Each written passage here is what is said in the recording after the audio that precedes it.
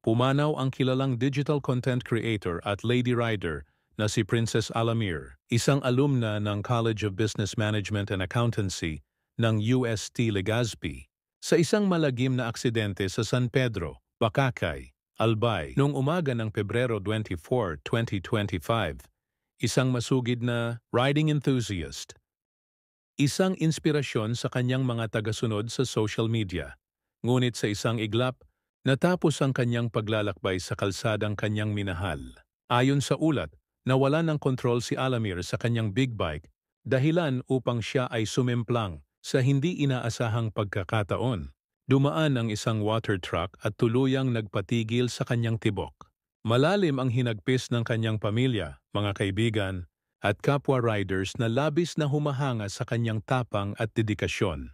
Isa siyang ina, isang anak, isang kaibigan, ngayoy isang alaala na lamang sa mundo ng motorsiklo.